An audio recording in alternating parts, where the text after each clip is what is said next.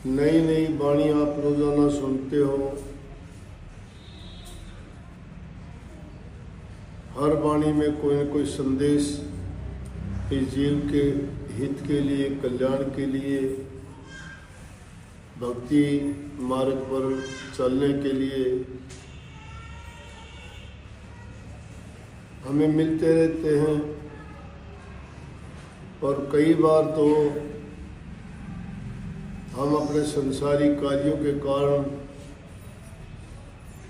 जब विचलित हो जाते हैं और सत्संगों में आके बैठते हैं तो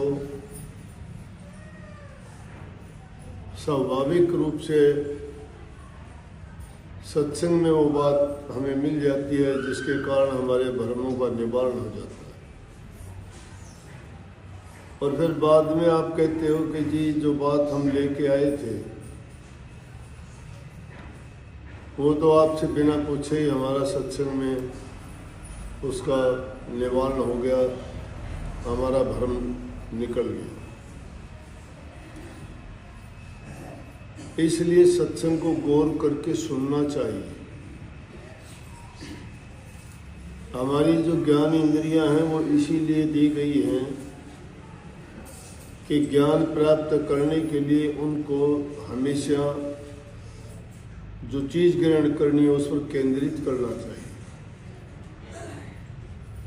आंखों का काम देखने का है तो जो भी काम करते हो उसको पूरे ध्यान के साथ तवज्जो देकर इन आँखों से वो काम करते हुए देखना चाहिए। नहीं तो कई बार लापरवाही करते हैं, काम करते जाते हैं, ध्यान इधर उधर भटक जाता है, देखते नहीं तो कई बार चोट खा लेते हैं।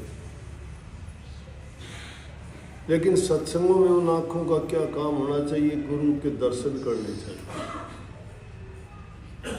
आंखें हमारी वहीं लगी होनी चाहिए क्योंकि जो चीज आंखों से देखते हैं उसका संदेश हमारे दिमाग में जाता है। किस वक्त में कौन सी बात ऐसी मिल जाए हमें कि जिसके कारण हमारे जिस चीज के लिए पूरा जन्म भटकते रहे वो एक सेकंड में मिल जाती है। और वो अगर लापरवाही हमारे से हो जाती है तो वो मौका अवसर छूट जाता है। फिर वो ऐसा अवसर आए ना आए, वक्त की वाणी होती है। वक्त गुजरने के बाद जैसे वक्त वापस नहीं आता, वाणी भी निकलने के बाद दोबारा वो वाणी उस प्रकार की नहीं होगी।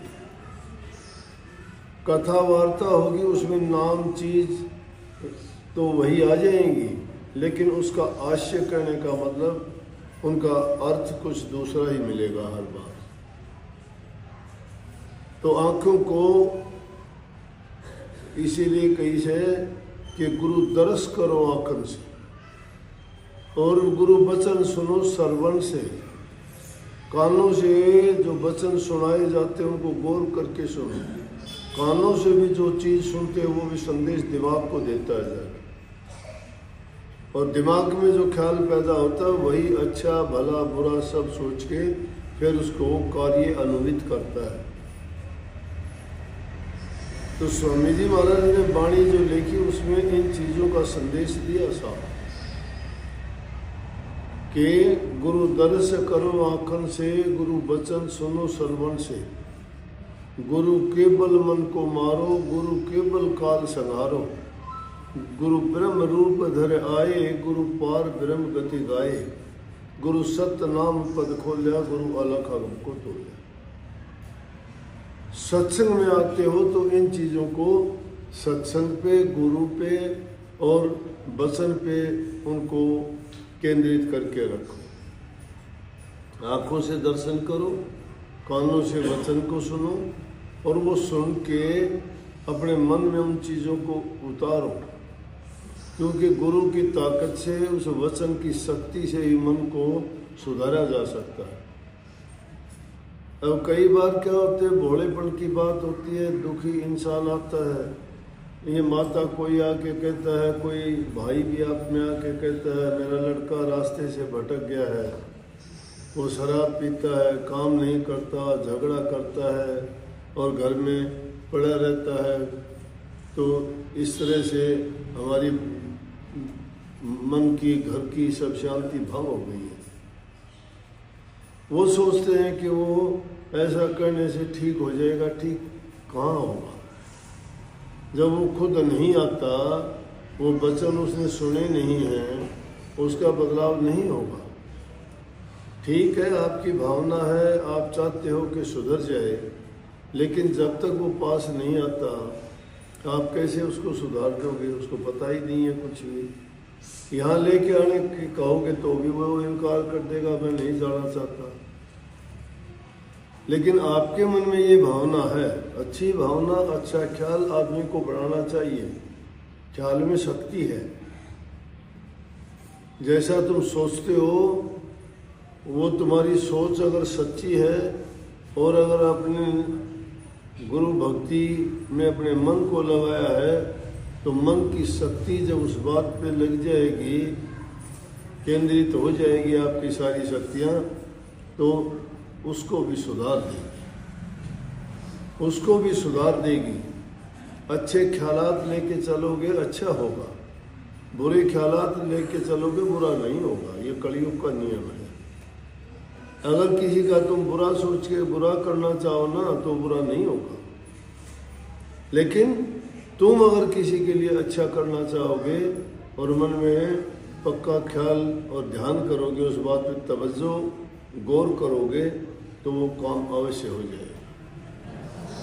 जितने भी काम करते हो सब में ऐसा करते ही हो, आप ऐसा करते ही हो, नई बात नहीं है ये।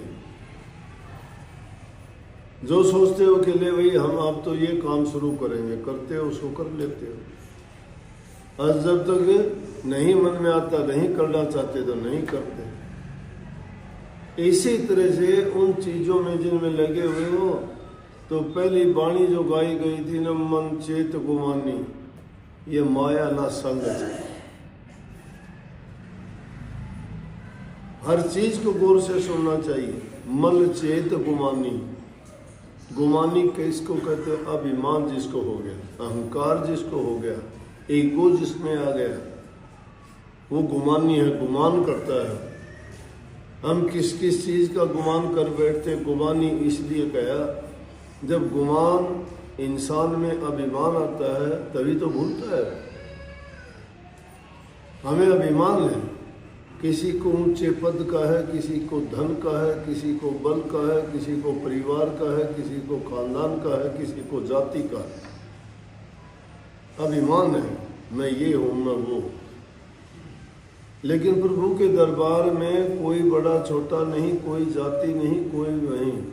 इसलिए संतों के पास जाके कहते हैं कि मैं बलहीन हूं, मैं आपके बलिहार जाऊं, कि सारे बल आपके सामने हार जाऊं मैं, कि मेरा अपना कोई बल नहीं रहना चाहिए। ना धन का बल हो, ना मन का बल हो, ना जन का बल हो, ना शक्ति का बल हो, ना ख्याल विचार का हो, ना बुद्धि का हो, ना पद का हो, ना प्रतिष्ठा का हो।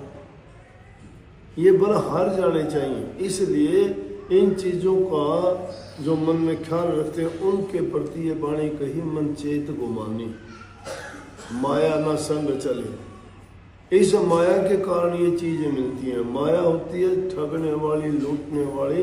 ये जो चीजें हैं, ये इंसान को जब मिल जाती हैं तो वो मायापति तो हो जाता है, लेकिन उसके साथ गुमानी भी हो जाता है। इसलिए कहते हैं कि इन चीजों का अभिमान और गुमान ना कर, ये तेरे साथ चलने वाली नहीं है। लेकिन इसका साफ संदेश ये ना मान लेना कि सब किसी चीज को छोड़ दोगे। छोड़ देने से मतलब नहीं है कि उन चीजों का उपयोग सही करो।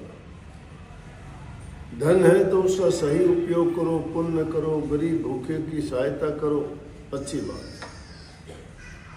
नेक काम में लगाओ, नेकी के काम में लगाओगे, उसका आपको परिणाम अच्छा सुख मिलेगा।